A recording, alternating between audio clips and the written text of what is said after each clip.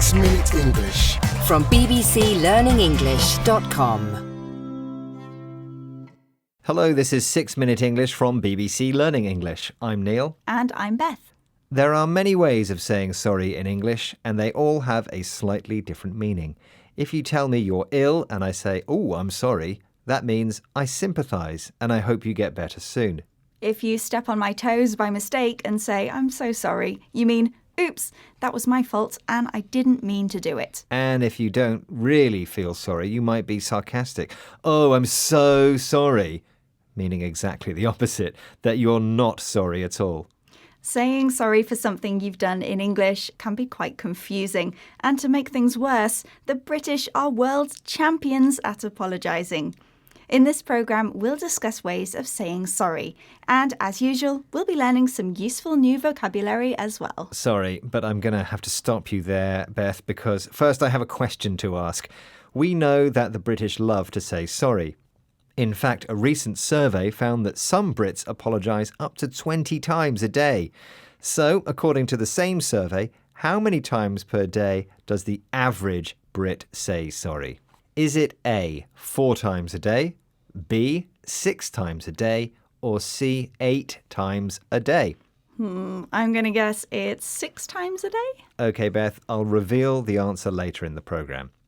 Since the British are famous for apologising, it's no surprise that Louise Mullaney started researching the language of apologising in Britain at the University of Nottingham. Now a professor of sociolinguistics, Louise spoke with the BBC Radio 4 programme Word of Mouth. And I was really interested in looking at how people apologise, particularly public figures. So I did a lot of research in the workplace and looking at the media and looking at politicians in particular.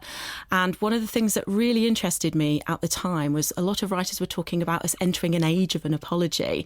And there's a real sense that public figures in particular are called upon to apologise for multiple different things. And if they don't apologise, then that's a big faux pas. Saying sorry is especially important in politics, and Professor Mullaney studied the apologies of public figures, famous people, including politicians, who are often discussed in newspapers and seen on radio and television. When politicians make mistakes, they are expected to apologise, and failing to say sorry is a faux pas, a remark made in a social situation that causes embarrassment or offence. Most politicians hate apologising, and with good reason. Saying sorry means taking responsibility, and the apology needs to be sincere. A good example of this is the apology Boris Johnson made to the House of Commons during the Partygate scandal in the UK when he broke COVID lockdown rules and had to pay a fine. That's a sum of money paid as a punishment for breaking the rules. Here, Professor Louise Mullaney analyses the apology for BBC Radio 4 programme Word of Mouth. It's very unusual in a political apology because he comes out and says, "I am responsible." But there is the caveat that he wasn't certain that he was breaking the rules. He didn't realise, which he continues to say in his apology that came out after the fine. So he repeats the apology and he caveats it around other political events. And he uses humility when he was in the House the day after he'd paid his fine and was very quick to say, "I've paid the fine, I've given the reparation, I've paid the money, let's draw a line under the whole business now."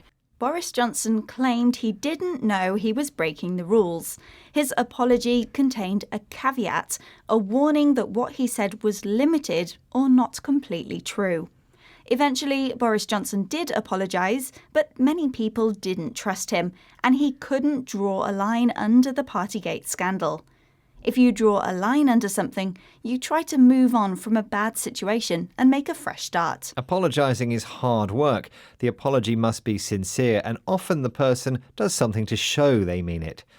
Which reminds me that it's time to reveal the answer to my question, Beth. Yes, you asked me how many times a day the average Brit says sorry, and I guessed it was 6. Was I right? Well, I'm very sorry, but that was the wrong answer. The average Brit says sorry around 8 times a day, making it probably the most overused word in the English language. Sorry about that. Right. Let's recap the vocabulary we've learnt from this programme about saying sorry, starting with sarcastic. doing or saying the opposite of what you really mean. For example, saying, "I'm really sorry," when you aren't. A public figure is a famous person whose life and behaviour is often discussed in the media and in public. A faux pas is a socially embarrassing remark or action. A fine is a sum of money paid as a punishment for doing something illegal or breaking a rule. If you say something with a caveat, it contains a warning that what you have said may not be completely true or is limited in some way. And finally, if you draw a line under something, you consider it finished in order to move on and make a fresh start. I'm sorry to say that once again our 6 minutes are up and it's time to draw a line under this programme. Goodbye for now. Bye. Sorry everyone, we haven't finished yet. Oh yeah, sorry. We want to tell you about some of our other podcasts. Actually, we shouldn't have to apologise because the other podcasts are brilliant. True. You can learn vocabulary from news headlines in News Review. Impress your friends with idiomatic expressions in the English we speak. And we have even more. Go to bbclearningenglish.com and download them for free. 6 Minute English from bbclearningenglish.com.